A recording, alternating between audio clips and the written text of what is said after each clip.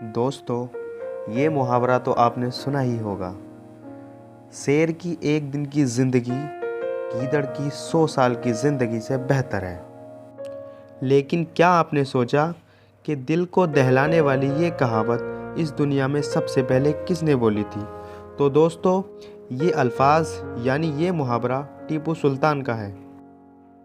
हाँ, वही टीपू सुल्तान जो इस देश को बचाने के लिए अंग्रेज़ों से लड़ता रहा और अंत में अंग्रेज़ों से लड़ते लड़ते शहीद हो गया।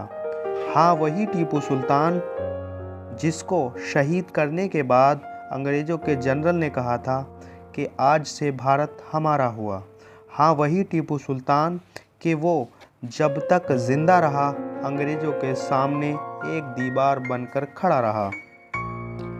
लेकिन जिस दिन अंग्रेज़ उसके महल में रहने वाले गद्दारों की मदद से टीपू सुल्तान को शहीद करने में कामयाब हो गए थे, उसी दिन से धीरे धीरे पूरे हिंदुस्तान पर अंग्रेज़ों का कब्ज़ा होना शुरू हो गया था। फिर एक दिन वो भी आया कि पूरे भारत पर अंग्रेज़ों का कब्ज़ा था। लेकिन दोस्तों, वो बात अलग है कि जिसने हमारे लिए, हमारे देश के लिए इतनी सारी कुर्बानियाँ दी, आज इस दौर में उसके इतिहास को मिटाया जा रहा है। तो दोस्तों, आज की इस वीडियो में हम जानेंगे कि टीपू सुल्तान कौन थे, उन्होंने अंग्रेज़ों से हमारे देश को कैसे बचा कर रखा था। तो दोस्तों, टीपू सुल्तान को लेकर आपके मन में जितने भी सवाल हैं, तो इस वीडियो को देखकर मैं उम्मीद करता हूँ कि सारे के सारे हल हो जाएंगे। तो दोस्तों, मेरे इस चैनल न्यूज़ सीखे को ज़रूर सब्सक्राइब करें, बेल आइकन को प्रेस करें और लाइक करें, शेयर करें। टीपू सुल्तान सल्तनत मैसूर के सुल्तान हैदर अली के सबसे बड़े बेटे थे। टीपू सुल्तान की मां का नाम फ़ख्रुन्निसा था। टीपू सुल्तान जब अपना बचपन गुजार रहे थे, ये वो दौर था कि जब अंग्रेज हिंदुस्तान में अपने कदम जमाने की भरपूर कोशिश कर रहे थे। टीपू सुल्तान के वालिद ने टीपू सुल्तान की परवरिश का बहुत अच्छा इंतज़ाम किया। दोस्तों, कहा जाता है कि टीपू सुल्तान एक बाअमल आलिम तो थे ही, लेकिन साथ में उन्हें अरबी, उर्दू, फ़ारसी, तमिल, फ्रांसीसी, अंग्रेजी आदि भाषाओं में महारत हासिल थी। इसके साथ वो घुड़सवारी, तीर अंदाज़ी, तलवारबाजी, नेज़ाबाजी जैसी चीज़ों में भी बड़े माहिर थे। सन 1769 ईस्वी में अंग्रेज़ों ने एक ऐसी बंदरगाह पर कब्ज़ा कर लिया जो टीपू सुल्तान की सल्तनत में आती थी। टीपू सुल्तान इस हादसे की वजह से सुकून से नहीं बैठ सके और वो जोर से उठ खड़े हुए। तब उन्होंने अपने वालिद यानी हैदर अली के साथ मिलकर बदला लेने की ठान ली।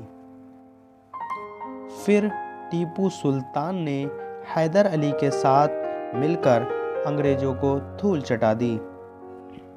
सन 1780 ईस्वी में अंग्रेज़ों ने एक बार फिर जंग छेड़ दी, लेकिन इस बार भी टीपू सुल्तान ने अपने वालिद यानी हैदर अली के साथ 90,000 की फ़ौज लेकर बेंगलोर पहुँचे और इस जंग में भी टीपू सुल्तान ने अंग्रेज़ों को धूल चटा दी। ये अंग्रेज़ों की इतनी बुरी हार थी कि इसका असर ब्रिटेन तक पहुंचा था और ब्रिटेन में भी मातम मनाया गया। 7 दिसंबर सन 1782 को हैदर अली का इंतकाल हो गया। जिस वक्त हैदर अली का इंतकाल हुआ, उस वक्त टीपू सुल्तान की उम्र 22 साल थी। टीपू सुल्तान 22 साल की उम्र में ही मैसूर के तख्त पर बैठे। दोस्तों, टीपू सुल्तान को दुनिया का सबसे पहला मिसाइल मैन माना जाता है। परमाणु बम का आविष्कार करने वाले डॉक्टर APJ अब्दुल कलाम के मुताबिक टीपू सुल्तान ही दुनिया का वो पहला इंसान था जिसने रॉकेट टेक्नोलॉजी पे काम किया। दोस्तों, टीपू सुल्तान की टेक्नोलॉजी के जरिए से ही दुनिया ने रॉकेट को बनाना सीखा था। टीपू सुल्तान को शहीद करने के बाद अंग्रेज उनकी तमाम टेक्नोलॉजी को हिंदुस्तान से लंदन ले गए थे। दोस्तों, टीपू सुल्तान ने अपनी सल्तनत में अपने नाम के सिक्के भी चलवाए थे। दोस्तों, अंग्रेजों ने टीपू सुल्तान को हराने के लिए टीपू सुल्तान की सल्तनत में उन गद्दारों को ढूंढना शुरू कर दिया जो माल के नाम पर बिक जाया करते थे। अंग्रेजों को कुछ ऐसे गद्दार मिल भी गए।